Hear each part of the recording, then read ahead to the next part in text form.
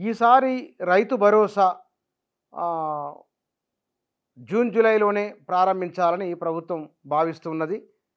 మరికొద్ది రోజుల్లో దానికి సంబంధించిన ప్రతిపాదనలు కూడా ప్రభుత్వం ముందుకు రాబోతున్నట్లు వార్తలొస్తున్నాయి. మరి ఇందులో రైతు భరోసాను ఎవరికిస్తారు? అందులో ఉన్న పరిమితి ఏమిటి? 5 ఎకరాలా? 10 ఎకరాలా? దీనిపైన ఇంకా స్పష్టత రాలేదు. స్పష్టత కోసం ప్రయత్నం చేస్తున్నారు. అయితే ఇందులో కేబినెట్‌లో చర్చించిన తర్వాత ఒక నిర్ణయం తీసుకోవాలనేది. ఏమిటి ఆ నిర్ణయం అంటే, గత ప్రభుత్వం ఉన్నప్పుడు 1,50,00,000 ఎకరాలంటే 1,50,00,000 ఎకరాలకు రైతు బంధు ఇవ్వడం. ఆనాడు ఎకరాకు 5,000 ఉన్నది. ఈసారి వీళ్ళు అమౌంట్‌ని పెంచి రూ. 7,500 అంటూ ఉన్నారు. అదనంగా పడుతున్న భారం వచ్చే ఏటా 22,000 సుమారుగా 23,000 కోట్ల వరకు ఆ భారం పడబోతున్నది. ఇందులో 18,00,000 ఎకరాలు పైబడి శాశ్వత బీడు భూములున్నాయి. వాటికి రైతు బంధు వస్తున్నది. అందులో రాళ్ళు, రప్పలు, కొండలు, గుట్టలు అన్నీ ఉన్నాయి.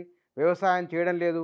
అది ఈ ఈ జాబితాలో ఉన్న కారణం, సాగు భూముల జాబితాలో ఉన్న కారణంగా వాటికి రైతు బంధు ఇస్తున్నారు. తో పాటుగా వెంచర్లుగా మారిపోయిన భూములున్నాయి. కోళ్ల ఫారాలున్న భూములున్నాయి. వివిధ రూపాల్లోకి మారిన, వివిధ వినియోగంలోకి మారిన భూములు కూడా వ్యవసాయం చేస్తున్న జాబితాలో ఉన్నాయి. వీటిని రెవెన్యూ, వ్యవసాయ శాఖ ఈ 2 జాయింట్‌గా వీటిపైన ఒక అధ్యయనం కూడా చేసినాయి. వీటిపైన ఒక ప్రతిపాదన కూడా తయారై ఉన్నది. అయితే ఇది ఎప్పుడు తీసుకొని రావాలి దీన్ని? జూన్‌లో వ్యవసాయ సీజన్ ప్రారంభమవుతున్నది. బహుశా జూలై నుంచి వేయవచ్చు అనేది కూడా, రైతు బంధు జూలై నుంచి వేయాలనే ఆలోచన చేస్తున్నారు. మరి 5 ఎకరాలకా? పరిమితి 10 ఎకరాలకా? లేదా గత ప్రభుత్వం మాదిరిగానే 10 ఎకరాలకు పైబడి ఉన్న వారి సంఖ్య తక్కువ ఉన్నది, వారి చేతుల భూమి కొంత ఎక్కువ ఉన్నది. ఎక్కువగా ఉన్నవారు 4 ఎకరాలు లోపున్న వారే, ఇంకా చెప్పాలంటే 5 ఎకరాల లోపున్న వారే ఎక్కువ సంఖ్యలో తెలంగాణలో రైతులు ఉన్నారు. సన్న చిన్నకారు రైతులే ఎక్కువగా ఉన్నారు. కాబట్టి మరి దీన్ని 5కా 10కా రైతు బంధు భూమి అంత ఎక్కువ భూములు ఉన్నోళ్ళకి ఎందుకు ఇవ్వడం? ఉన్నోళ్ళకే ఎక్కువ డబ్బులు ఇచ్చిండు కేసీఆర్ అని గతంలో ఒక పెద్ద ఎత్తున చర్చ జరిగింది. ఆ చర్చకు ఆస్కారం ఇవ్వకుండా ఉండాలంటే, బీడు భూములకు, రోడ్లకు, రియల్ ఎస్టేట్లకు ఇవ్వకుండా ఉండాలంటే దీనిపైన నిర్దిష్టమైన ప్రతిపాదనలు సిద్ధం చేసుకోవాలి. ఎందుకంటే పోయినసారి మొన్న డిసెంబర్లో రైతు బంధు విషయంలోనే ఆలస్యమైంది చర్చ జరిగింది. ఈసారి దానికి ఆస్కారం లేకుండా ఇవ్వాలని ఉన్నది.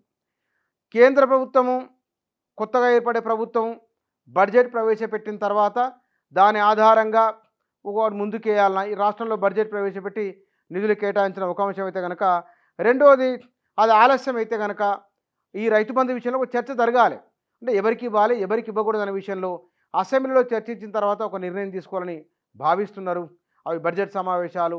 అది కాకుంటే కనుక కేబినెట్లో చర్చించి ఒక నిర్ణయం తీసుకోవాలని ఆలోచన చేస్తున్నారు. ఈ విషయంలో ఎట్లా ముందుకెళ్లాలనేది ఈ జూన్ 4 తర్వాత ఫలితాలు వెలువడడం, కేంద్రంలో ప్రభుత్వం ఏర్పాటు, ఈ పరిణామాలను చూసిన తర్వాత అక్కడ పార్లమెంటు సమావేశాలు ప్రారంభం, ఈ అంశాలను దృష్టిలో ఉంచుకొని కేంద్ర బడ్జెటు ఇవన్నీ అంచనా వేసుకున్న తర్వాత ఒక అడుగు ముందుకేసే అవకాశం ఉంది. అయితే ఆలస్యం చేయకుండా ఏకమొత్తంలో ఒకేసారి రైతులందరికీ ఓ 2 రోజుల 3 రోజుల వ్యవధిలోనో వేయడం వలన ప్రభుత్వం రైతుల విషయంలో అనుకూలంగా ఉందనే అభిప్రాయం బలపడే అవకాశం ఉన్నది.